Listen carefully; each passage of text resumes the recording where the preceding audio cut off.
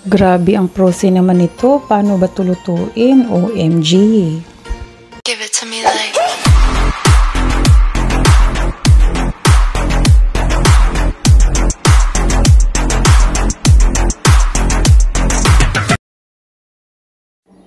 Ayan, for today's video po, i-flex ko po sa inyo ang isa sa mga pagkain tuwing Chinese New Year. Kaya kung Hei Fa Choi po sa lahat, kasi celebrate lang din natin ng Chinese New Year, di ba?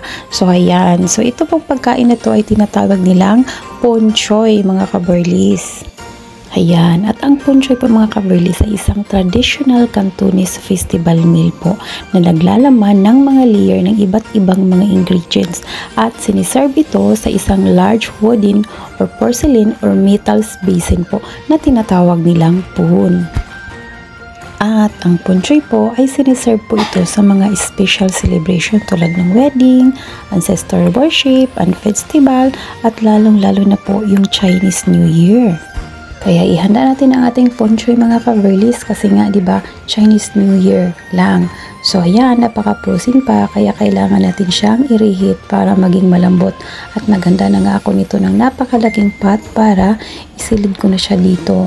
Tsaka pula kasi nga 'di ba Chinese New Year kaya ihanda na. Ayan, so kung makikita nyo, napakamaraming ingredients mga kaberlis, kaya ang makakain nito mga kaberlis sa isang bowl ay parang mga 6 to 8 na person ang pwede pong kakain ito kasi nga napakarami. At alam nyo ba mga kaberlis, kapag pinagsasalo-saluhan ito ng mga pamilya, ang tawag nila nito ay unity. Nagsisimbolize po kasi siya ng unity and togetherness, diba? So ayan, nirehit ko na po yung pagkain na tinatawag nating Pon Choy. Ayan, so medyo malambot na siya pero kulang pa kaya i-reheat natin siya ulit. Tuwing Chinese New Year mga kaberlis, marami naman talaga ang pwedeng kainin, no? Iba't iba, pero iba kasi itong Pon Choy. Kasi nga, sa isang isang bowl, napakaraming ingredients na. At saka, kumbaga, yung kulang mo na lang dito, yung dessert na lang at saka yung rice mo, kung gusto mong kumain ng rice.